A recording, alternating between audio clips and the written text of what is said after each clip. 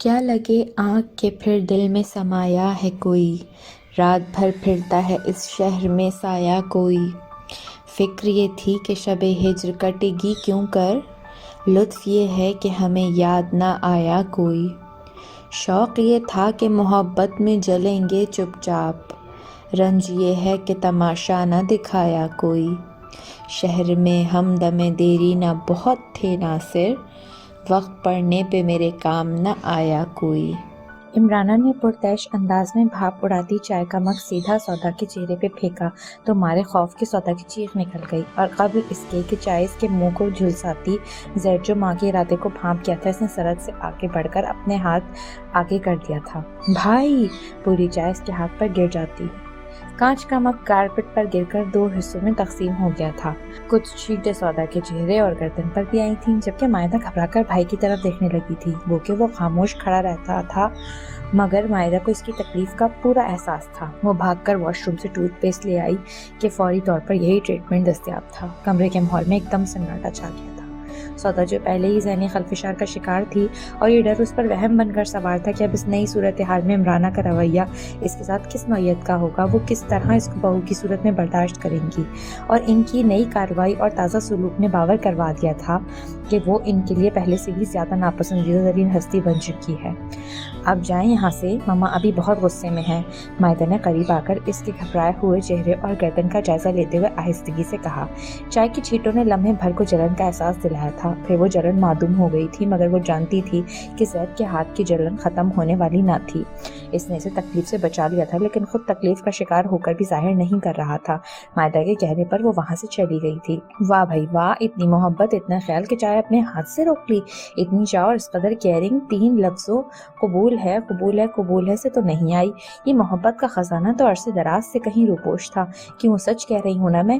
عمرانہ جو بیٹے کی حمایت پر دم بخود کھڑی تھیں، ایک دم ہی زہر خود لہجے میں گویا ہوئی۔ کسی بھی ملال سے آری انداز تھا ان کا۔ سودا کی جگہ کوئی بھی ہوتا میرا رد عمل یہی ہوتا ماما۔ جھلستے ہوئے ہاتھ کی شدید ترین تکلیف ہوئی اس کو برداشت کرتے ہوئے اس نے کہا، مجھے بے وقوف مت سمجھو، سب جانتی ہوں میں، تمہارے باپ نے بھی مجھ سے بے وفائی کی تھی، اور تم نے بھی ثابت کر دیا ہے کہ سانپ کی اولاد صرف سانپ ہی ہوتی ہے۔ اس نے بھی میرے اعتماد کو ڈسا، اور تم نے بھی۔ غلط باتیں مت کرے ماما، بھائی نے نکاح آپ کی مرضی سے کیا ہے، آپ پھر بھائی کو الزام کیوں دے رہی ہیں؟ اور آپ کب تک ڈیڈی کی بے وفائی کا ڈھنڈورا پیٹتی رہیں گی؟ ڈیڈی کی سیکنڈ وائف کو دیکھنے کے بعد میری ساری ناراضگی خفگی دور ہو گئی، کیونکہ اس عورت کو دیکھ کر لگتا ہے کہ ڈیڈی نے اس سے محبت نہیں کی بلکہ کسی مجبوری میں شادی کی ہوگی۔ ہاں تم بھی صاف ہونے کا ثبوت دو، ساری آگ اصل میں تمہاری ہی لگائی ہوئی ہے۔ نہ تم مجھے خودکشی کی دھمکی دیتی، نہ میں زید کا نکاح سودا سے کرنے پہ راضی ہوتی۔ جنید نے کروایا ہے یہ سب۔ ڈرائیور مراد لاریب کے ایک بہترین ملازم ثابت ہوا تھا۔ اس کی چالاک طبیعت و تیز تراری نے عین اسے موقع پر خبردار کر دیا تھا جب وہ نوفل سے انتقام لینے کے چکر میں تنویر کے ساتھ مل کر نوفل کے قتل کی پلاننگ کو عملی جامہ پہنا رہے تھے، اور عین اسی وقت یوسف اپنے سیکریٹریٹ ورکرز کو لے کر وہاں آ پہنچے تھے، اور ان کو گیٹ سے اندر آتے باہر موجود مراد نے دیکھ لیا تھا۔ پھر نہ صرف خود کو اس نے چھپایا، بلکہ وہ ان کے اندر پہنچنے سے قبل لاریب کو دوسرے راستے سے باہر بلا کر واپس لے جا چکا تھا۔ لاریب اس کی ذہانت کے طفیل بال بال بچ گیا تھا۔ وہ محض یہ سوچ کر ہی کانپ اٹھا تھا کہ اگر مراد تایا جان کو نہ دیکھ لیتا اور تایا جان اپنے لاڈلے چہیتے کی موت کی منصوبہ بندی کرتے، اسے ان کے دشمنوں کے ساتھ رنگے ہاتھوں پکڑ لیتے، تو پھر کیا حال کرتے؟ اس کے چھپنے کی کوئی راہ ہی نہ بچی تھی۔ ان کی طرف سے دی جانے والی سزائے موت تو نہ ہوتی، مگر یقیناً موت سے کم بھی نہ ہوتی۔ گھر پہنچنے تک وہ شدید بخار کی کیفیت میں مبتلا ہو گیا تھا۔ پیسے کی زیادتی اور بے خوف آزادی نے اس کو بے باک اور عیاش ضرور بنا دیا تھا، مگر فطرتاً وہ ایک بزدل، کمزور، ڈرپوک، لاؤبالی نوجوان تھا جو صرف کمزور لوگوں پر حاوی ہوا کرتا تھا۔ وگرنہ نوفل کے ہم عمر ہونے کے باوجود وہ اس سے اس لیے برابری نہ کر پاتا تھا کہ وہ اسٹرانگ اور بے لچک کردار کا مالک تھا۔ 2 دن بخار کے ساتھ ساتھ اس کا خوف و ڈر بھی دور ہو گیا تھا۔ جب یوسف نے اس سے باس پرس کرنے کے بجائے شفیق و پیار بھرے لہجے میں اس کی عیادت کی اور ان کو سابقہ انداز میں ہی گفتگو کرتے دیکھ کر اس کی جان میں جان آئی، اور وہ سمجھ گیا کہ تنویر और उसकी बीवी ने जबान नहीं खोली है। आप कह रहे हैं इन्होंने जबान नहीं खोली? ये भी तो हो सकता है इन्हें बड़े साहब ने जबान खोलने का मौका ही ना दिया हो। इसकी बात सुनकर मुराद ने मुस्कुराकर कहा, क्या कहना चाह रहे हो मुराद? वो चौंक कर पूछने लगा। छोटा मुंह बड़ी बात है साहब जी। उस दिन बड़े साहब के साथ जो लोग आए थे वो बड़े खतरनाक थे, ऊंचे लंबे मजबूत बॉडी वाले, बड़ा खतरनाक असला था उनके पास, वो आम लोग नहीं थे। होंगे किसी खुफिया सर्विस के लोग। ताया ने एक अरसा यहाँ वजारत की कुर्सी संभाली है और वही बात के शेर बूढ़ा भी हो जाए तो शेर ही रहता है। उनका रसूख आज भी कायम है। वो शाहाना अंदाज में पिछली सीट पर बैठा इनसे बातें कर रहा था। मान इसकी निगाह फुटपाथ पर चलने वाली एक औरत पर पड़ी और उस औरत को मुराद भी देख चुका था। बैक मिरर से उसने इस्तजाबिया अंदाज में लारैब को देखा और लारैब ने से रुकने का हुक्म दिया। वो औरत जहाँ आ रही है ना? लारैब को अपनी क़ुव्वत बिसारत पर गोया शक हुआ, क्योंकि उनके सामने जो औरत थी वो मेकअप से आ रही, बिखरे बाल और चप्पल से बेनियाज इस सर्द मौसम में ठंडे फुटपाथ पर चल रही थी। जी साहब, ये वही औरत है, मगर ये क्या हुआ है इसे? मुराद भी हक्का बक्का रह गया था और लारैब के संग फुटपाथ पर चल दिया। जहाँ आ रहा इनसे आगे कुछ फासले पर चल रही थी। आंटी आंटी, वो तेज कदम बढ़ता उनके करीब आकर पुकारने लगा। कौन हो तुम? उनकी आंखों में पहचान की जगह वहशत नजर आई। मैं लारैब हूँ। आपने अपना ये क्या हुलिया बनाया हुआ है? इतनी सर्दी में आप बिना शॉल और शूज के बाहर क्यों घूम रही हैं? लारैब को समझ नहीं आ रहा था उन जैसी बेखौफ निडर औरत को क्या हुआ है। वो देखो, सिराज और बरखा मेरे पीछे आ रहे हैं, वो मुझे मारना चाहते हैं। उन्होंने खौफजदा अंदाज में मुड़कर पीछे की तरफ इशारा किया और उनके साथ इन दोनों ने भी देखा, मगर वहाँ और कोई नहीं था। कौन सिराज और बरखा? वहाँ तो कोई भी नहीं है। वो तुम्हें नजर नहीं आएंगे, वो किसी को भी नजर नहीं आते। पाली और अंशी को भी नहीं, सिर्फ मेरे पीछे रहते हैं, मुझे मारने के लिए, जान से मारना चाहते हैं। मैं जहाँ जाती हूँ वो वहीं आ जाते हैं। सौदा गिरती पड़ती अपने कमरे में आकर बेड पर ठहर गई थी। दिल में फूटने वाला चश्मा आंखों के जरिए बहने लगा। वो तकिए में मुंह छुपाकर बेतहाशा रोती चली गई थी। ये थी उसकी मुंह दिखाई रोनुमाई जो सास साहिबा की जानिब से दी गई थी। पहला वार ही चेहरे पर किया था ताकि दागदार चेहरा वो किसी को दिखा ना सके। नसीब ने पहले ही स्याही मलने में कोई कसर न छोड़ी थी। बारात घर आने से कबल ही दूल्हा फरार हो गया था और इसके मुकद्दर पर स्याह रात छाती चली गई थी। फिर इस स्याह रात को जैद ने रोशनी बनकर निगल लिया था और हर सू उजाला भर गया था। मगर अब मालूम हुआ ये मांगे का दिया था, उधार का सौदा था, लबेदम जलता चिराग था जिसकी रोशनी कभी भी किसी भी दम मादूम हो जाएगी।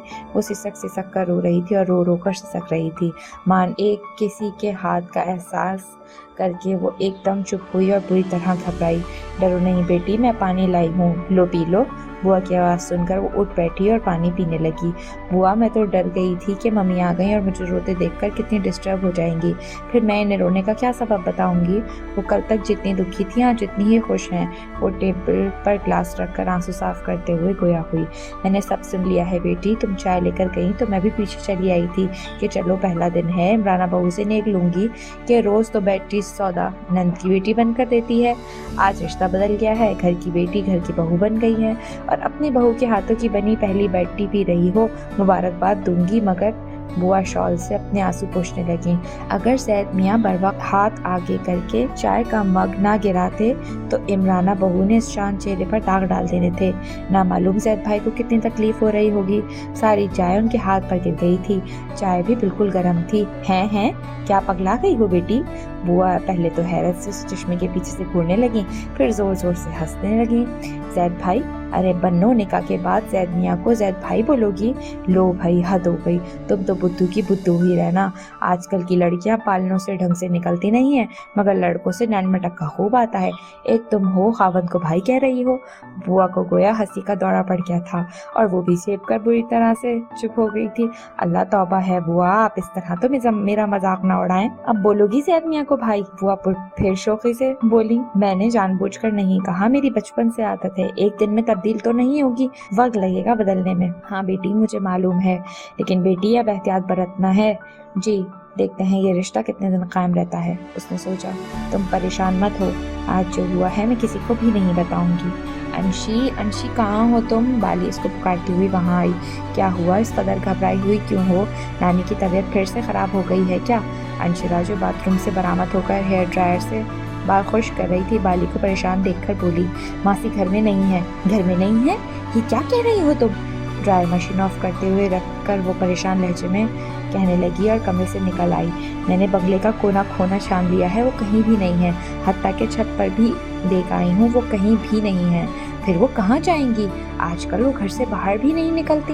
एक हफ्ते से ज़ायद वक्त गुजरने के बाद भी जहांआरा के खौफ और डर में कमी के बजाय उल्टा इतना इजाफा हो चुका था कि अब वक्तन फ़वक्तन सिराज और बरखा खौफनाक सूरतों के साथ इनको दिखाई देते थे। डॉक्टर के मशवरे पर उनका इलाज साइकेट्रिस्ट से हो रहा था, जिससे अभी कोई खातिर ख्वाह फाका नहीं हुआ था। उनकी इस हालत ने इधर इन दोनों को पूरी तरह डिस्टर्ब कर दिया था। उधर अमेरिका में नवेरा भी फिक्रमंद हो गई थी और उनकी कोशिश थी कि वो तीनों अमरीका शिफ्ट हो जाएं, जिस पर अंशरा बिल्कुल भी तैयार ना थी। वो इस दिन से ही इनसे कता कलामी कर चुकी थी, जब इसके रो रो कर इस्रार करने पर भी नवेरा ने माँ होते हुए एक बार भी इसे माँ बोलने का इख्तियार नहीं दिया था। वॉचमैन से मालूम किया तुमने? इसने बेचैनी से इस्तफसार किया। हाँ, वो कह रहा था सारा दिन से वो गेट के पास ही है, मासी बाहर नहीं गई। इसने मेरे साथ लॉन का चप्पा चप्पा देख लिया है।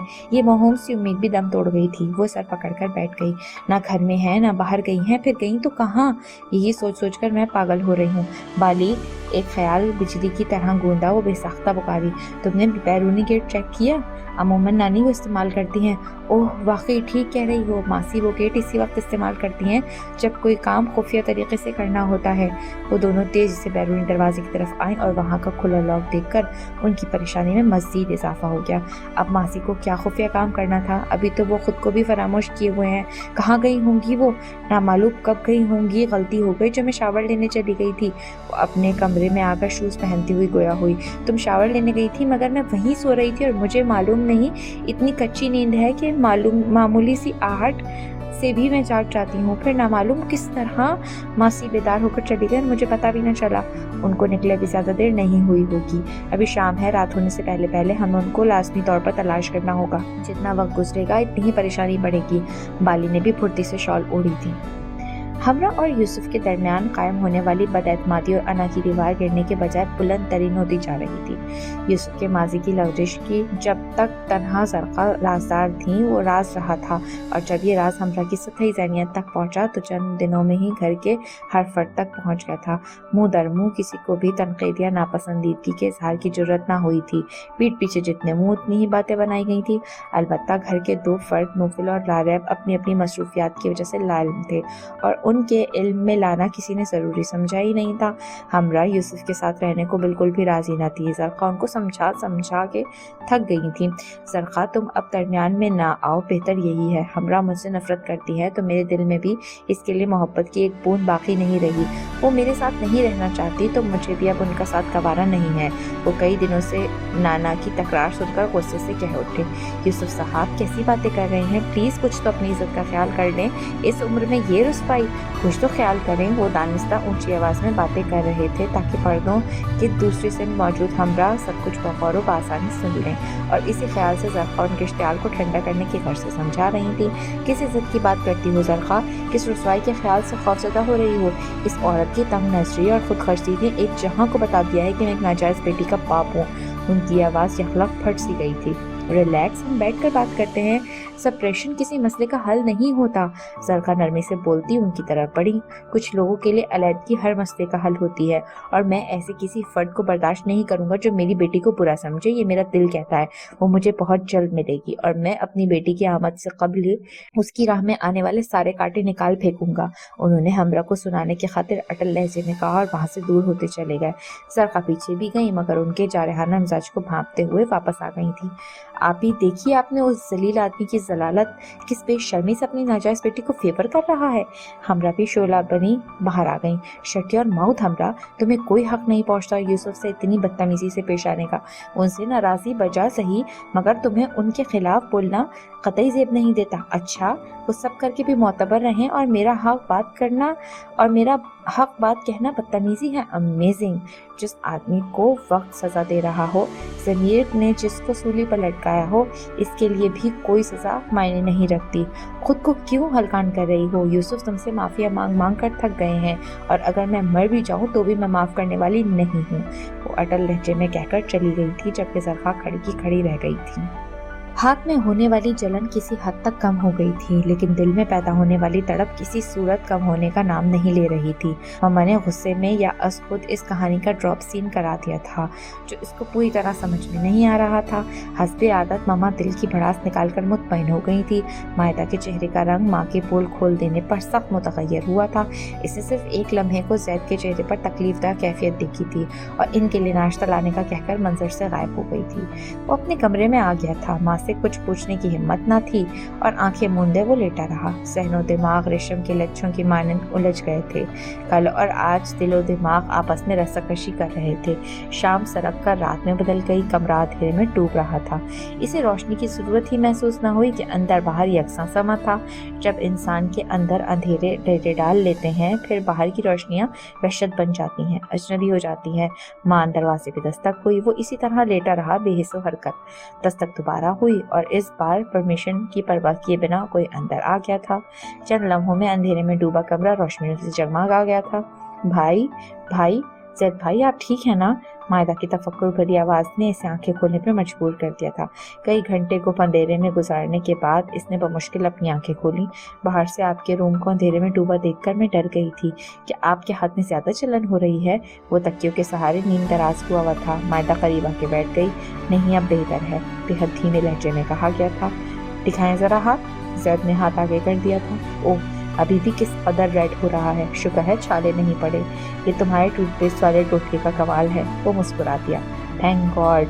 मैं आपकी बर्निंग क्रीम लगा देती हूँ। नहीं, बर्निंग क्रीम की ज़रूरत नहीं है, ठीक हो गया है हाथ। कॉफ़ी ले आऊँ आपके लिए? खाना नहीं खाएंगे अभी? वो इसकी तकलीफ का सोचकर वहाँ आ गई थी। अब इसके लहजे से लग रहा था वो बहुत सारे सवाल करने वाला है, जिनके जवाब काफ़ी मुश्किल और दिक्कत तलब थे, जिनसे वो कतरा रही थी। फिलहाल मुझे तुमसे कुछ ज़रूरी बातें करनी हैं जो चाय और कॉफ़ी से ज़्यादा अहम है। सुकून से बैठ जाओ। इसके लहजे में संजीदगी के साथ सरमोहरी भी दर आई थी। मायदा ने घबराते हुए इसकी तरफ देखा, जिसके चेहरे पर असहद सुर्खी थी और खौफ से इसका दिल पूरी तरह धड़कने लगा था। वो फ़कत इससे डरा ही करती थी। मम्मी कह रही थी ये सब तुम्हारी और जुनैद की वजह से हुआ है। तुमने मम्मी को सुसाइड की धमकी क्यों दी और फिर जुनैद ने तुम्हारा साथ क्यों दिया? ये दो सवाल इतने भारी थे कि इसकी गर्दन झुकती चली गई। माँ ने जरा लिहाज न किया था। इस तरह इसकी किस कदर सुबकी होगी। भाई की नजरों में वो गिर जाएगी। माएँ ऐसे मौक़ों पर बेटियों का सायबान बन जाती हैं। जमीन पर गिरने देना दूर की बात, वो किसी की निगाहों से भी बेटी को गिरने नहीं देती हैं। और इसकी माँ ने भाई की निगाहों से ही इसे गिरा दिया था। मैं तुमसे कुछ पूछ रहा हूँ मायदा। इसके लहजे में सरदमुहरी कम ना हुई। आज महसूस हुआ भाई, हम जो बचपन से डैडी से दूर रहे, उनसे नफरत की हम गलती पर थे। मम्मा ने आज साबित कर दिया वो सिर्फ और सिर्फ खुद से मोहब्बत करती हैं। उन्हें बस अपनी फिक्र और परवाह है। दर हकीकत होना डैडी से मोहब्बत करती हैं या हमसे प्यार है इन्हें। इमराना की कम सर्फी और खुद पर्ची ने मायदा को बदजन कर दिया था। तुम्हें मम्मा के खिलाफ ऐसी बात करते हुए शर्म आनी चाहिए। ठीक कहते हैं आप, बात तो शर्म से डूब मरने की ही है, मगर जो आज इन्होंने किया है वो कोई सगी माँ नहीं कह सकती कभी भी। फिर मायदा इसको हर बात बताती चली गई थी। शाम से रात हो गई थी। जहाँ आरा की तलाश में पाँव शल और दिमाग माउफ हो गया था। वो दोनों ये सोच कर निकली थी कि जहाँ आरा ज्यादा दूर ना गई होंगी, इसलिए इन्होंने कार के बजाय पैदल जाना बेहतर समझा था। और फिर इर्द गिर्द देखने और लोगों से मालूम करने पर भी उनका पता न चला तो वहशत और परेशानी में वो आगे बढ़ती चली गई थी।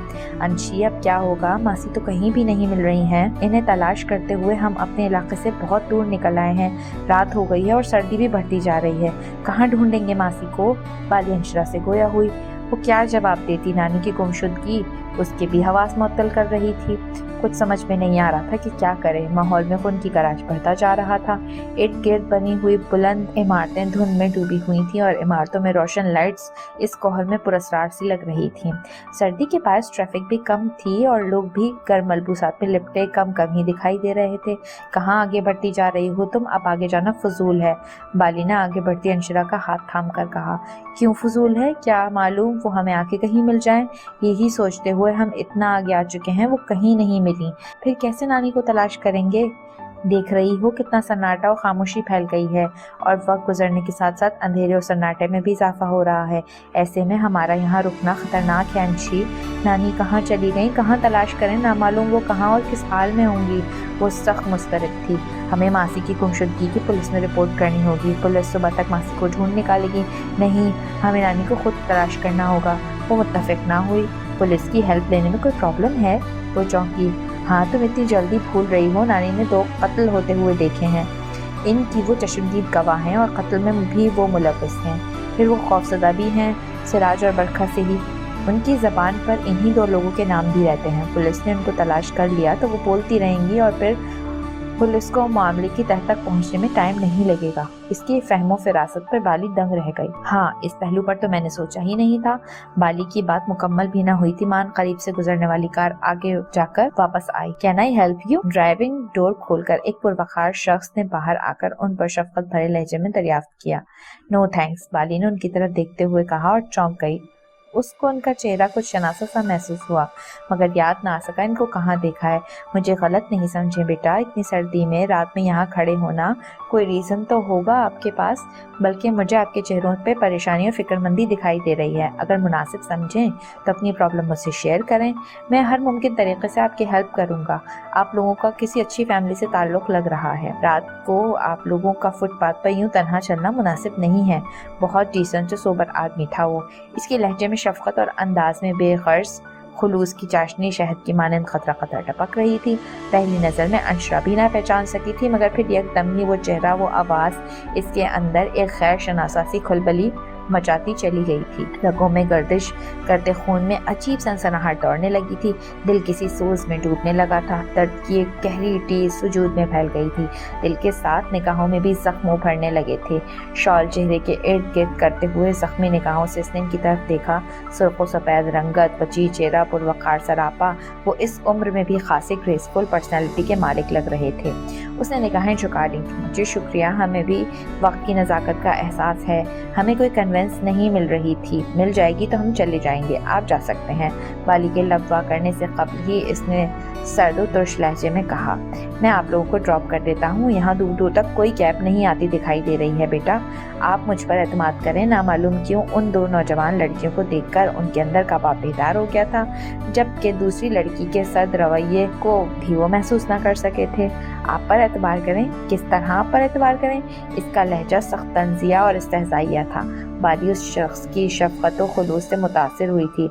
अंशिरा की बात पर फौरन ही कहा, प्लीज़ अंशी, तुम किस तरह बात करिए, बेहद नाइस पर्सन है। कोई बात नहीं बेटा, ये अच्छी बात है। आजकल किसी पर एतबार करने का वक्त भी नहीं है। मैंने बिल्कुल माइंड नहीं किया।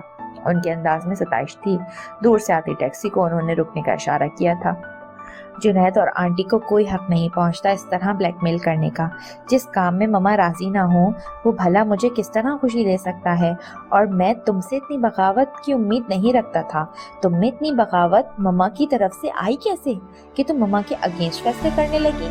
असलियत पर दर पर खुल गई थी। बहुत सख्ती से इनकार करने वाली ममा अचानक ही इसका और सौदा का निकाह करने के लिए क्यों राजी हो गई थी? किस तरह उनका पत्थर दिल मोम हुआ था? निकाह होने के बाद भी वो इसी उलझनों बेयकीनी का शिकार रहा था और 24 घंटों बाद उस उलझन और परेशानी का सुराग मिल गया था। आई एम सॉरी भाई, बट ममा से मैं कोई बदतमीजी नहीं कर रही थी। उसे गुस्से में देखकर इसके खौफ से बुरी हालत हो रही थी। ये बदतमीजी नहीं है। तुमने जुनैद के प्रेशर में आकर ममा को प्रेशराइज किया कि वो हमारे निकाह पर राजी हो, वगरना खुदकुशी कर लूंगी। जुनैद चले जाते तो फिर कभी लौट कर ना आते, वो बेचारगी से बोली। माई फुट नहीं आता तो ना सही, हमारी माँ उनकी खुशियों और ख्वाहिशों के आगे जुनैद की कोई वैल्यू नहीं है। मैं पहले ही कहता था, इसको इतनी इज्जत देनी ही नहीं चाहिए थी कि वो हमारे दरमियान बैठे। ऐसे कमजोर सतही ज़हनियत इंसान को इस घर में दाखिल होने की परमिशन ही नहीं मिलनी चाहिए थी। जिसने दोस्त की बहन पर नजर रखकर दोस्ती और एतबार को कत्ल किया, और इसके हौसले इस हद तक बढ़ गए कि वो भाई आप मुझे शूट कर दें, गला दबाकर मार दें मेरा। मैं बहुत बुरी हूँ भाई, आपकी सोचों से भी बढ़कर खराब हूँ।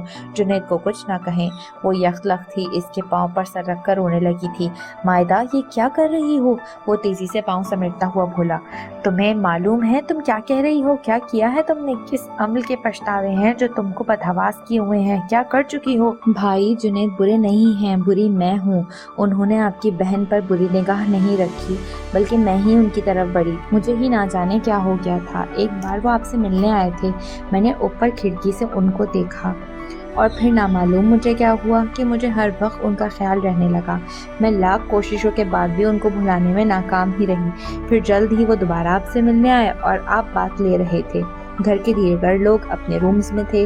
تب موقع غنیمت جان کر میں جنید سے گفتگو کرنے لگی اور آپ کے حوالے سے وہ بہت احترام و محتاط انداز میں مجھ سے رسمی گفتگو کر رہے تھے۔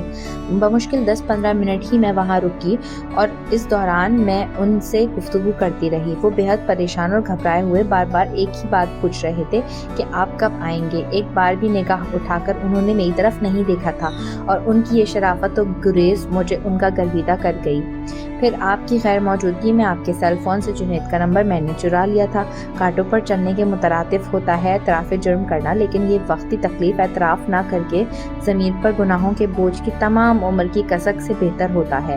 وہ روتے ہوئے سب تفصیل بتا رہی تھی۔ زید گم سم بیٹھا، آج اس پر کئی راز منکشف ہو رہے تھے۔ بھائی، آپ نے تو پرپوزل آنے کے بعد بتایا کہ جنید کریکٹر لیس ہیں، اور انہوں نے میری پہلی کال پر ہی مجھے بتا دیا تھا کہ وہ کریکٹر لیس ہیں، کسی طرح بھی زید کی بہن کے قابل نہیں ہیں۔ لیکن مجھ پر ایک جنون طاری تھا۔ اس نے مجھ سے پیچھا چھڑانے کے حربے اپنائے، فون نمبر بدل لیے، آپ کو بتانے کی دھمکیاں دیں، اپنے سابقہ افیئرز بتائے، یہاں تک کہ یہ تک کہا کہ زید کو دھوکہ نہیں دے سکتا، یہ دوست کی پیٹھ میں خنجر بھونکنے کے برابر ہے۔ اور جب بھی میں نے ان کا پیچھا نہ چھوڑا تو انہوں نے اٹل لہجے میں مجھے کہا کہ آج تک میں محض اس خیال سے زید سے یہ سب چھپاتا رہا تھا کہ زید جیسا باکردار و باہمیت انسان اپنی بہن کے متعلق یہ سب جان کر صدمے سے دوچار ہو جائے گا، مگر اب پانی سر سے گزر گیا، میں زید کو سب سچ بتا دوں گا جا کر۔ تب بھائی میں دل ہی دل میں بہت ڈر گئی تھی، نہ آپ کا سامنا کر سکتی تھی، نہ جنید کی جدائی برداشت کر سکتی تھی، اور میں نے ممی کی خواب آور گولیاں کھا لی تھیں۔ اوہ، یہ تم نے کیا کیا مائدہ؟ خود کو اتنا عرضاں بے وقت کر دیا، کیا کمی تھی تمہارے پاس؟ بھائی ہو کر بھی میں نے تمہیں باپ کی محبت دی تھی، مما اور ڈیڈی کی مس انڈرسٹینڈنگ کا خلا تو تمہارے ساتھ ساتھ میرے دل میں بھی تھا، مگر میں نے تمہارے خلا کو ہر ممکن طریقے سے بھرنے کی کوشش کی تھی بیٹا۔ پشیمانی اور ندامت کے سمندر کے سب سے گہری تہ میں وہ جا گرا تھا۔ جس طرح سے اس نے جنید کی تسلیل کی تھی، کیا کچھ نہ کہا تھا، اور وہ صبر و تحمل، اعلیٰ ظرفی اور دوستی کی اعلیٰ مثال بنا لبوں پر اس کی حرمت کے قفل لگائے بیٹھا، اپنی اہانت و توہین خندہ پیشانی سے برداشت کرتا رہا۔ اگر وہ بھی ساری دوستی و مروت بالائے طاق رکھ کر اس کی بہن کے کرتوت بتاتا تو پھر کیا وہ آج زندہ بیٹھا ہوتا یہاں؟ شدید سردی بھی اس کی پیشانی عرق آلود کر گئی تھی۔ آپ کے جیسے بھائی پوری دنیا میں کسی کا ہو ہی نہیں سکتا بھائی۔ آپ نے ساری دنیا کی محبت مجھے دی، لیکن پھر بھی کوئی خلا باقی رہ گیا تھا میرے اندر، جو مجھے جنید کی طرف کھینچ کر لے گیا۔ جنید بہت نائس ہیں، انہوں نے ہمیشہ آپ کی عزت کی ہے، ان کی غلطی نہیں ہے بلکہ ساری غلطی میری ہی ہے۔ انشرا کی آنکھوں سے آنسوؤں کا سمندر امڑ آیا تھا، اور وہ رو تو پہلے ہی رہی تھی، مگر یہ آنسو ان آنسوؤں سے الگ نوعیت کے تھے جو نانو کی گمشدگی پر بہا رہی تھی۔ اس درد کی تڑپ ہی نظر میں مبتلا کرنے والی تھی۔ سامنے اس کا باپ کھڑا تھا جس کو وہ باپ ہی نہیں کہہ سکتی تھی، اور اذیت بھری بات یہ تھی کہ اس بے حد شفیق و پروقار دکھائی دینے والے شخص کو یہ معلوم ہی نہ تھا کہ وہ اپنی بیٹی سے مخاطب ہے، اور اس کو یہ بھی معلوم نہ ہوگا کہ اس کی بیٹی اس دنیا میں موجود ہے۔ ارے انشی، تم دوسروں کو حوصلہ دینے والی ہو، تم اس طرح روگی تو پھر میرا کیا ہوگا؟ مجھے کون حوصلہ دے گا؟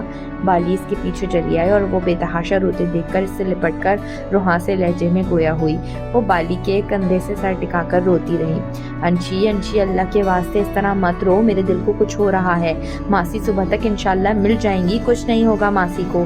تم اس طرح روتی رہو گی تو مجھے ضرور کچھ ہو جائے گا، پلیز چپ ہو جاؤ۔ انشرا کی ہستی زلزلے کی زد میں آ گئی تھی، حلق خشک ہو گیا تھا، زبان تالو سے جا لگی تھی۔ نہ معلوم یہ خون کی کشش تھی یا اس شخص کے وجود کا حصہ ہونے کی دلیل۔ انہیں دیکھ کر دل اس طرح بے قابو ہوا تھا گویا پنجرے میں قید پرندہ کسی ہم نوا پرندے کو دیکھ کر اس کے پاس جانے کو پھڑپڑانے لگتا ہے۔ انشی، یہ کوئی اور ہی معاملہ لگ رہا ہے، بتاؤ تو صحیح کیا ہوا ہے؟ بمشکل بالی کو اس کو بہلانے میں کامیاب ہو کر گویا ہوئی۔ وہ شخص جو ہمیں رستے میں ملے تھے، تم نے ان کو پہچانا نہیں؟ وہ ہونٹ دانتوں میں کچلتی ہوئی نم پلکوں اور بھیگے لہجے میں گویا ہوئی۔ نہیں، مجھے چہرہ کچھ شناسا سا محسوس ہوا، شاید انہیں کہیں دیکھا ہوگا مگر یاد نہیں آیا۔ ماسی میں ذہن اتنا الجھا ہوا ہے۔ تم جانتی ہو ان کو جو یوں پوچھ رہی ہو؟ بالی نے لا علمی کا اظہار کرتے ہوئے سوال کیا۔ ہاں، بہت اچھی طرح جانتی ہوں، اس سپاٹ لہجے میں کہا۔ तुम इनको जानती हो, हैरत है, फिर भी तुम इनसे इतनी बदतमीजी से बात कर रही थी, बल्कि तुम्हारे अंदाज में सरासर अजनबियत और बेगानगी के साथ सख्ती भी मौजूद थी। मैं समझ रही थी मासी की गुमशुदगी के बायस तुम्हारा रवैया रूड है, पर अब लगता है वो तुम्हारा रियल फीलिंग्स थी। But why? हैरत मुझे तुम पर हो रही है। इस चेहरे को मुतअद्दिद बार न्यूज़पेपर्स और न्यूज़ चैनल्स में देखने के बावजूद तुम शनाख्त ही नहीं कर सकी। वो यूसुफ साहब थे, मेरे नाजायज़ ख्वाब। दुख, इश्तिहाल, इश्तियाक़, इज़्तिराब, क्या कुछ न था इसकी आंसुओं से तर आंखों में, लहजे में। फिर गोया इसके जहन की स्क्रीन पर एक चेहरा नमूदार होता चला गया जो 100% वही चेहरा था। ओह मेरे अल्लाह, सच कह रही हो तुम, वो यूसुफ साहब ही थे। मैं पहचान इसलिए ना सकी कि वो बेहद वीक हो गए हैं। लग तो रहा था मुझे मैंने इन्हें कहीं देखा है। ओह, तुम्हारा एटीट्यूड इसलिए इनसे रूट था। ये बदमिजाजी और बदतमीजी बिल्कुल मसनूई थी बाली। बहुत कठिन मरहले से गुजरी हूँ मैं, बहुत मुश्किल से ज़बान को तलखी में डुबोया था। ये दिल भी बेहद अजीब शय है। जब तक इन्हें देखा नहीं था तब तक बड़े ख़तरनाक और वहशी मंसूबे बना रहा था, और इन्हें सामने देखकर ये बिल्कुल ही बदल गया। इनकी नफ़रत मोहब्बत में बदल गई और कहने लगा, भाग कर इनके सीने से लग जा और भूल जा जायज़ व नाजायज़ सब, और हमेशा के लिए इनकी शफ़क़त भरी पनाह में चली जा, कभी ना वापस आने के लिए। आंसू इसकी मोमी रुखसारों से मोतियों की मानंद फिसल रहे थे। बाली भी बेआवाज रोने लगी। अंशरा इसके दिल में बसती थी। इसका दुख इसको अपना दुख लगता था, इसकी खुशी इसको मसरूर कर दिया करती थी। इन आंसुओं में बहते हुए खासा वक्त गुजर गया था। इन्होंने दोपहर से कुछ न खाया था। बाली दूध गर्म करके साथ कुछ स्नैक्स ले आई और ज़बरदस्ती अंशरा को खिलाए। मेरा दिल कहता है वो तुम्हें धुतकारने के बजाय सीने से लगाएंगे, अपनी बेटी को तस्लीम करेंगे। वो बेहद नरम मिजाज और रहम दिल हैं। अगर इन्हें यही करना होता तो वो ऐसा कुछ करते ही नहीं। सब वक्ती जज्बाती कमजोरी थी बाली, अब तो मेरे इरादे मजीद मजबूत हो गए हैं। बस दुआ करना नानी जल्दी मिल जाए। वो ऑफिस वर्क में बिजी था जब पियून ने इसको उर्वा की आमद और अंदर भेजने की परमिशन मांगी, और इसने इजाज़त दे दी थी। और गहरी सांस भरकर सामने रखी फाइल आगे सरका कर बैठ गया अमान। वो अंदर आई। बहुत ताज्जुब हुआ मुझे जब आपने मेरा नाम सुनकर भी पियून को मुझे अंदर भेजने की परमिशन दे दी। मैं समझ रही थी आप बाहर से ही मुझे टरखा देंगे, मेरा सामना करने की हिम्मत ही कहाँ होगी आप में। उसने साफ तंज़ी अंदाज में कहते हुए इस चेहरा देखा और इसके सामने रखी चेयर्स में से एक पर बैठ गई थी। तुम्हारा सामना करने की हिम्मत नहीं होगी मुझ में? क्यों भाई, मैंने कौन सा क्राइम किया है या कौन सी चोरी और डाका डाला है? क्या किया है मैंने? Dark maroon fancy dress, heavy jewellery, dark makeup में वो बालों का जोड़ा बनाए बिलाशुबा कोई परी ही लग रही थी, लेकिन लहजे की काट और आंखों से झलकता हसद और रकाबत का जहरीला तासुर इसकी सारी खूबसूरती और दिलकशी को मान कर रहा था। ऐसे क्या देख रहे हैं? कहीं पछतावा तो नहीं हो रहा अपने सिलेक्शन पर?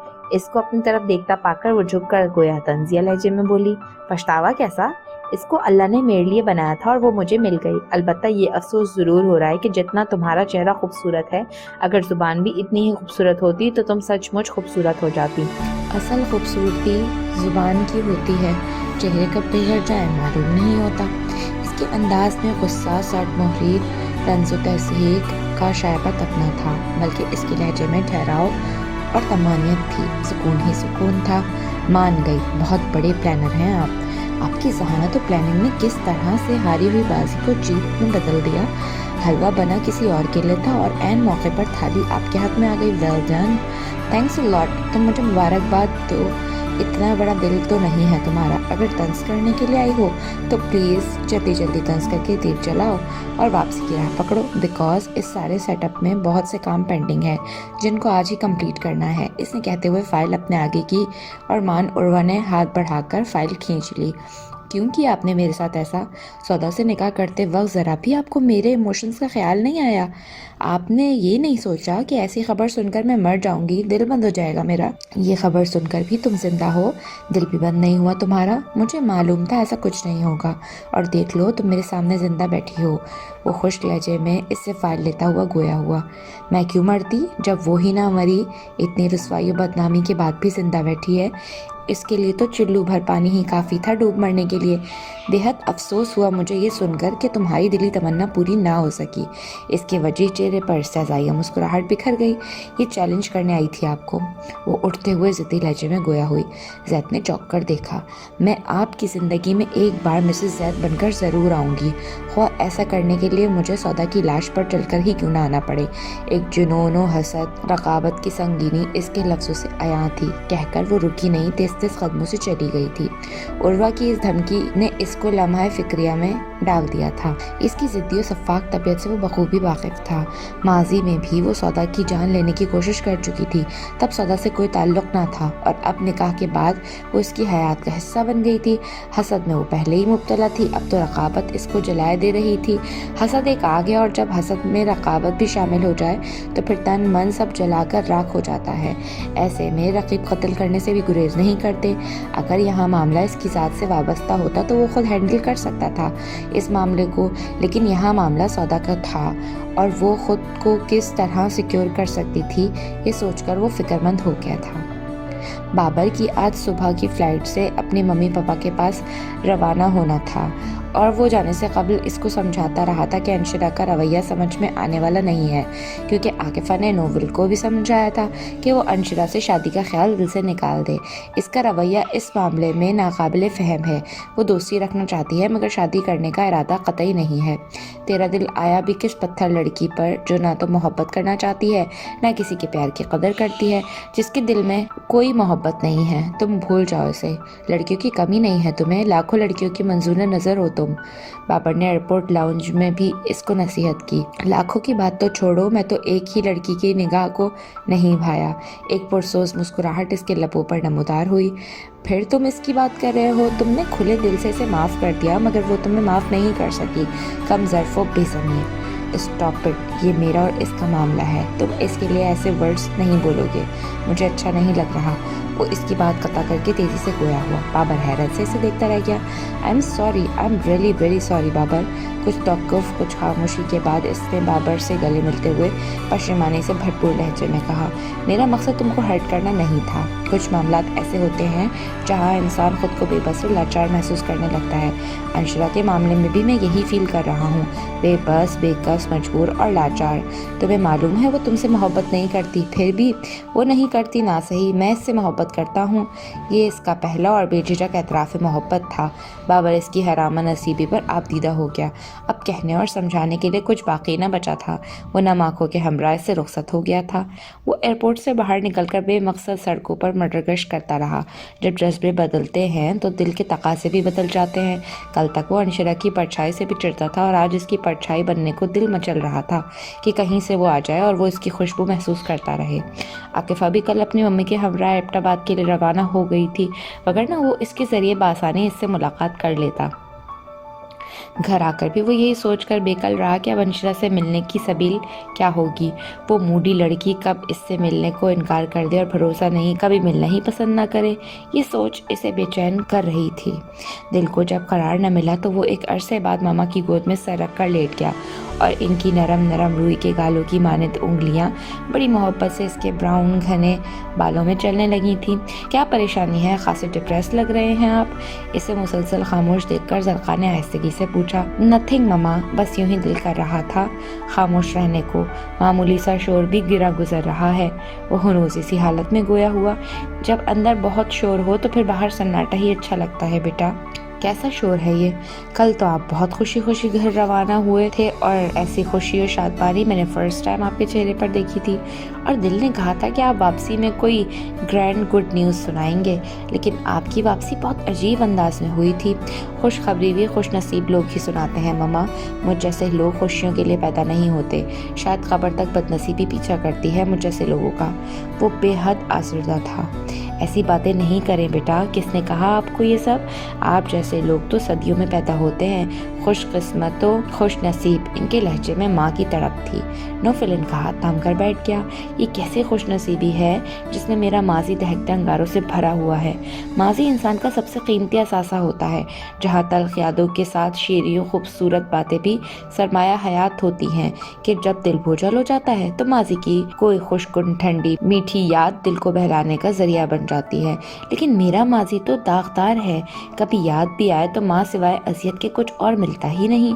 ماضی کے بے شمار انگنت اذیتناک تکلیف دہ واقعات تواتر سے نگاہوں میں رقصہ ہونے لگتے تھے۔ اس کے اندر محرومیوں کی کسک رم جھم بن کر برسنے لگی تھی۔ جذبات کی دنیا میں برسات پوری شدت سے برس رہے تھے، مگر اس کی آنکھیں خشک تھیں۔ اب ہمارے بیٹے ہیں، سب کچھ بھول کر آپ صرف یہ یاد رکھا کریں، آپ کی رنجیدہ صورت ہمارا چین و سکون برباد کر دیتی ہے۔ محبت جتائی نہیں جاتی بیٹا، پھر بھی بتا رہی ہوں، آپ کے دم سے ہی ہماری زندگی میں خوشیاں ہیں۔ آپ کی خوشی ہمیں خوش رکھتی ہے اور آپ کی اداسی ہمیں رنج میں مبتلا کر دیتی ہے۔ اپنی محبتوں اور شفقتوں کا بے پایہ اظہار کر کے وہ اسے حوصلہ دے رہی تھیں، دلجوئی کر رہی تھیں کہ وہ اسے ذرا بھی دکھی نہیں دیکھ سکتی تھی۔ عمرانہ خاموشی کا روپ دھار چکی تھیں۔ مائدہ نے جو ان کے ساتھ بے وفائی کی تھی، اس ہرجائی پن نے ان کے اندر شکست کی اذیت شدید ترین انداز میں پیدا کر دی تھی، جس سے وہ تنہائی اور احساس کمتری میں مبتلا ہو کر رہ گئی تھی۔ مائدہ بھی ان کے خلاف دل میں کبید کی تنفر بھرے بیٹھی تھی۔ زید کے سامنے جس طرح سے انہوں نے اس کا بھانڈا پھوڑا تھا، وہ تبھی سمجھ گئی تھی کہ ماں کے دل میں اس کے لیے اب کوئی خیر باقی نہیں ہے۔ وہ ان کے مزاج کی تمام موسموں سے آشنا تھی، سو قبل اس کے کہ وہ زید کے آگے اس کے لیے مزید مشکلات پیدا کرتی، اس نے ہمت و حوصلہ بمشکل جمع کر کے اپنے اور جنید کے درمیان ہونے والے تمام معاملات گوش گزار کر دیے تھے۔ وہ کہ اس مرحلے سے گزرتے ہوئے اس کو لگا کہ آگ کے دریا کو ننگے پاؤں پور کیا ہے، مگر مشکل کام کرنے سے قبل مشکل ہوتا ہے، بعد میں سکون ہی سکون ملتا ہے۔ وہ بھی بتانے کے بعد پرسکون ہو گئی تھی کہ ماں کی ایک کی دست لگانے سے قبل وہ حرف بحرف بھائی کو سب سچ بتا چکی تھی۔ ان کے درمیان ایک اندیکھی سی دیوار حائل ہو گئی تھی۔ بظاہر سب کچھ پہلے جیسا ہی تھا، لیکن جب دلوں میں فرق آ جائے تو رویوں میں تبدیلی آ ہی جاتی ہے۔ عمرانہ اس سے زیادہ بات کرنے کو تیار نہ تھی تو وہ بھی پرواہ نہ کرتی تھی۔ ان کی آپس کی کھٹ پٹ سے بے خبر صوفیہ بیٹی کے بدلتے مقدر سے ایک جانب خوش تھیں تو دوسری جانب عمرانہ کی طرف سے وسوسے بھی بے کل کر دیا کرتے تھے۔ وہی کیا گھر کا ہر فرد اس حقیقت سے واقف تھا کہ وہ اور سودا ان کو کسی طور برداشت نہ ہوتی تھی۔ عمرانہ بہو کی کیا بات کرتی ہو بیٹی، انہوں نے کبھی کسی سے بنا کر رکھی ہے کیا؟ ان کی نگاہوں میں صرف اپنی بہن اور بہن کی بیٹیاں ہی جھلکتی ہیں۔ وہ لان میں بیٹھی ڈھلتی دھوپ انجوائے کر رہی تھی۔ ماں ان کی بات پر بوا گویا ہوئی تو زمرد چونک کر کہنے لگی، بات بہت عجیب ہے، یہ رضوانہ نے ہماری کسی تقریب میں شرکت نہیں کی۔ حق تو یہ ہے کہ زید کے اچانک نکاح کی خبر سن کر بھی نہیں آئی۔ ارے وہ کیوں آئیں گی بھلا، ان کی پکی نیت تھی زید میاں کو اپنا داماد بنانے کی۔ صرف رضوانہ بیگم کی ہی نہیں، عروہ بی بی کی بھی دل و جان سے یہ خواہش تھی وہ زید میاں کو اپنی مٹھی میں کر لیں، اسی لیے وہ یہاں رہ رہی تھیں۔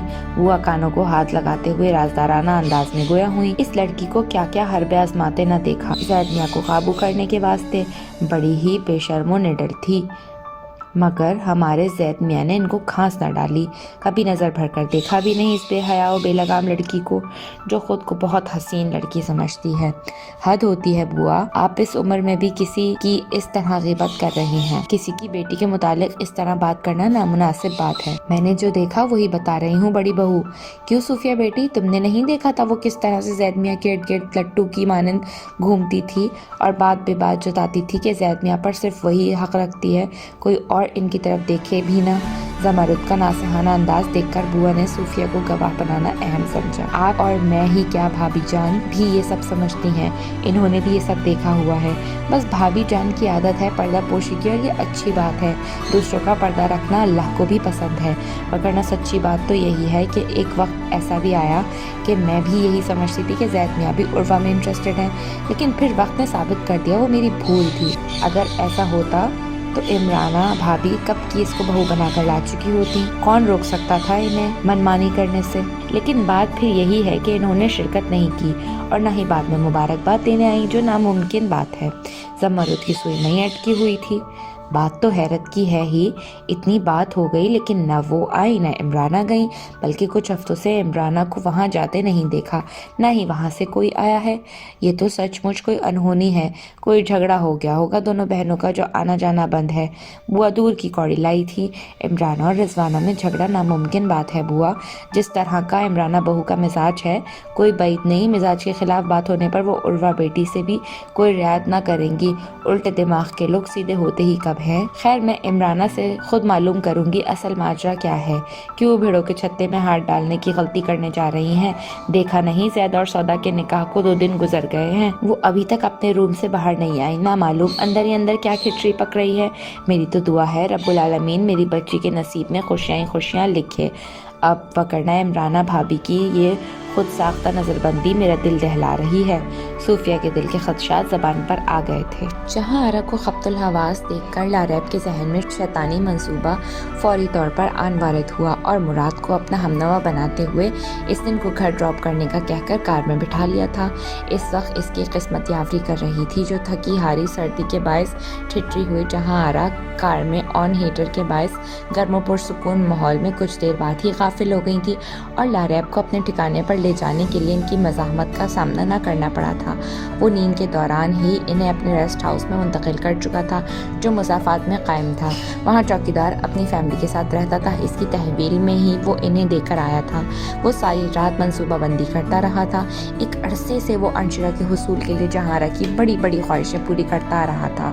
اپنی دولت اس پر اس طرح لوٹائی تھی کہ اس کا خالی اکاؤنٹ مما کی نگاہوں میں آ گیا تھا۔ یہ بات مما کے ذریعے پپا تک بھی پہنچ چکی تھی اور پہلی بار اس پہ پابندیاں لگی تھیں، اعتراضات اٹھے تھے، لیکن اس کی نگرانی ہونے لگی تھی۔ جبراً وہ آفس جانے لگا تھا، اسی بنا پر اس کی مما سے تلخ کلامی ہوئی تھی۔ غصے سے بے قابو ہو کر وہ ان سے گستاخی کا مرتکب ہو گیا تھا کہ نوفل نے اچانک وارد ہو کر نہ صرف اس کا ہاتھ روکا بلکہ کئی تھپڑ بما لان تان اسے جڑ دیے تھے، جس پہ ساریہ نے خوب اس کا مذاق اڑایا تھا۔ ان سب کی ذمہ دار وہ چالاک و لالچی نانی اور بدمزاج جو بددماغ مغرور نواسی تھی، جن کے خاطر اسے اتنا ظلم و ستم سہ کر بھی اس کی پرچھائی سے ابھی بھی واقفیت نہیں ہوئی تھی۔ میری جان اب کہاں جاؤ گی؟ چڑیا خود میری چال میں پھنسنے کو آ رہی ہے۔ بہت تڑپایا ہے تم نے، بہت رلایا ہے، اپنی ایک ایک تڑپ کا ایک ایک آنسو کا تم سے بدلہ لوں گا۔ آج وقت میری مٹھی میں آ گیا ہے، آئی ایم کنگ، ہا ہا ہا۔ آئینے کے سامنے کھڑا وہ سینے پر ہاتھ پھیلا کر کہہ رہا تھا۔ اس کی آنکھوں میں وحشانہ چمک تھی اور اس کی چمک میں گویا انشرہ کا عکس تیر رہا تھا۔ وہ خوشگوار موڈ میں سیٹی بجاتا ہوا کار کی طرف بڑھ رہا تھا جہاں مراد اس کا منتظر تھا۔ اس نے دیکھتے ہی سلام کیا اور بیک ڈور کھول دیا تھا۔ کیا خبریں ہیں مراد؟ بڑھیا نے کوئی ہنگامہ تو نہیں کیا؟ کال کی تھی واچ مین کو، معلوم کیا تھا؟ کل کی رات گزر گئی اور آج کا دن بھی ختم ہونے کو ہے۔ وہ کار کے ڈور سے باہر دیکھتے ہوئے بولا، جی سر جی، میں رات سے ابھی تک کئی مرتبہ کال کر چکا ہوں۔ مراد کار سٹارٹ کرتا ہوا مؤدبانہ لہجے میں بولا، پھر کیا رپورٹ ہے؟ بڑھیا نے تنگ تو نہیں کیا؟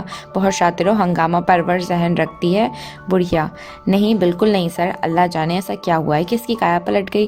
سراج اور برکھا نامی ایسی کون سی افریتیں ہیں جنہوں نے اس کا دماغ خراب کر دیا ہے؟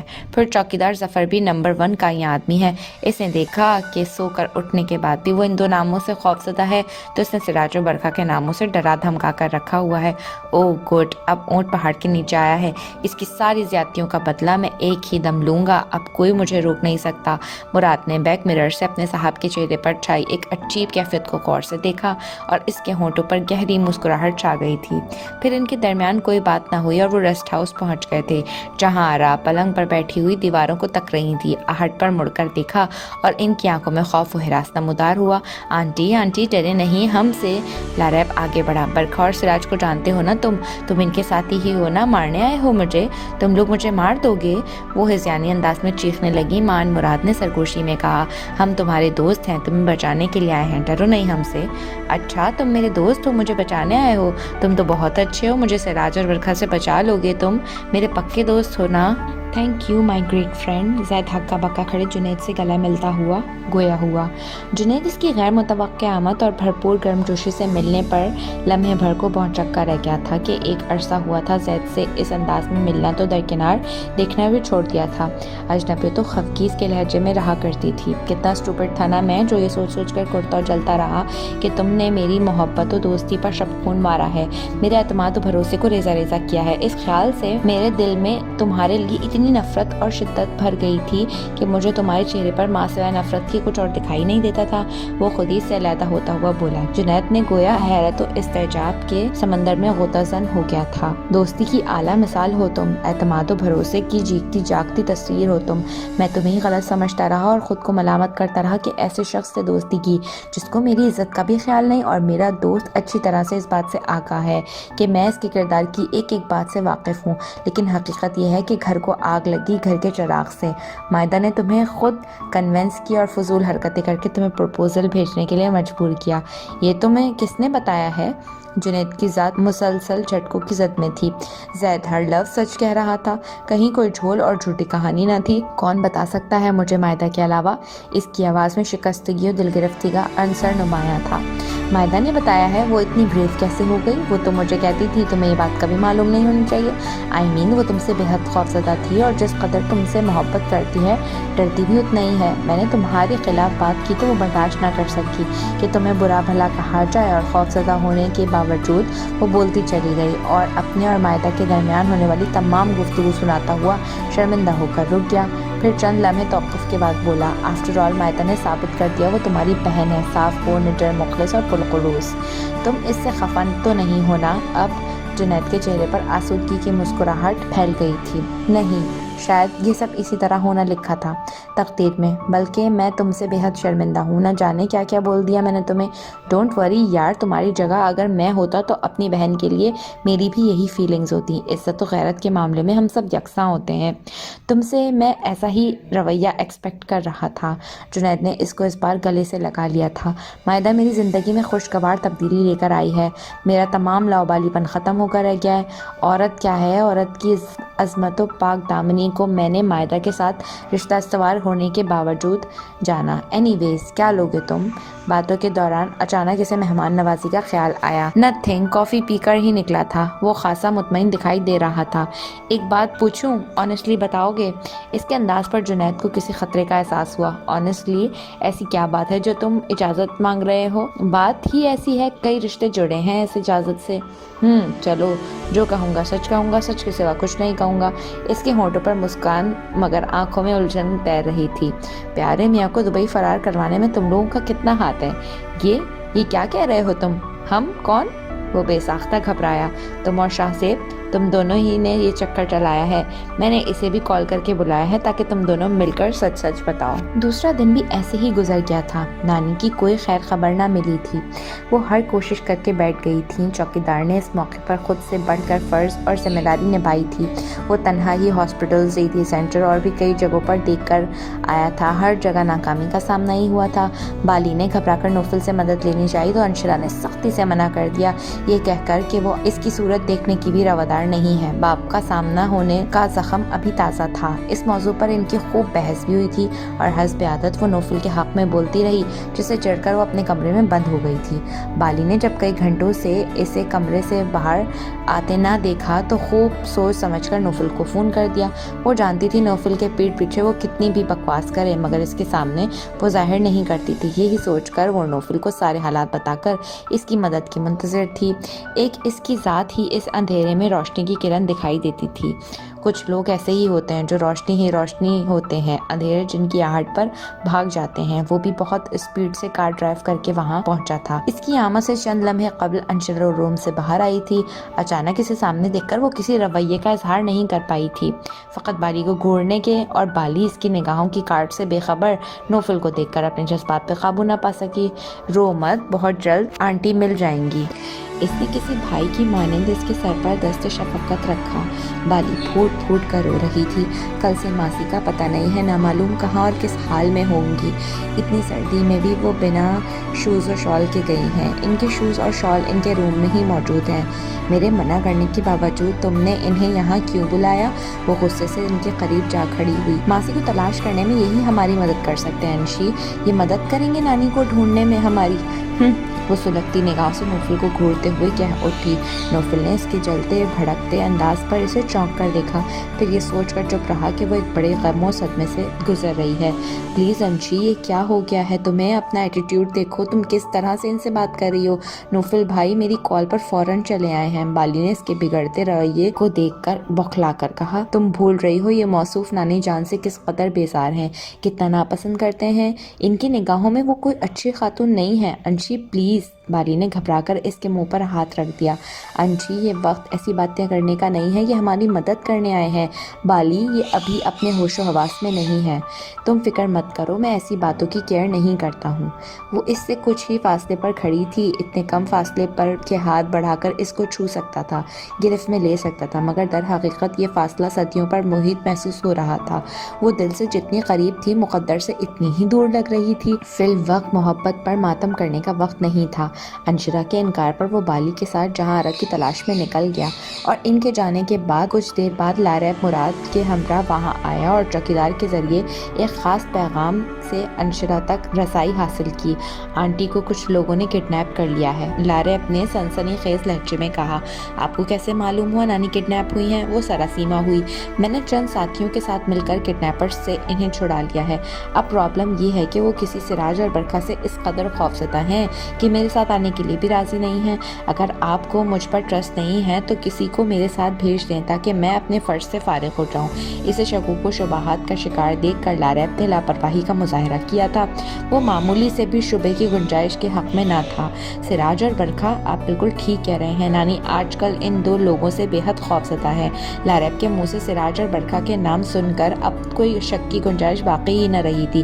سامنے کھڑا وہ شخص ناپسندیدہ ترین لوگوں میں شمار ہوتا تھا، مگر پھر وہی مثل کے وقت پر گدھے کو بھی باپ بنانا پڑتا ہے۔ آپ کو مجھ پر اعتماد نہیں، کوئی بات نہیں، آپ کسی اور کو میرے ساتھ بھیج دیں۔ پولیس تک معاملہ پہنچنے سے پہلے ہمیں ہر کام کرنا ہے۔ اگر پولیس کو خبر ہو گئی تو میں چلتی ہوں آپ کے ساتھ، میں آپ پر ٹرسٹ کرتی ہوں۔ انشرا بنا کچھ سوچے سمجھے جانے کو آمادہ ہو گئی تھی، اور یہی اس کی سب سے بڑی غلطی تھی۔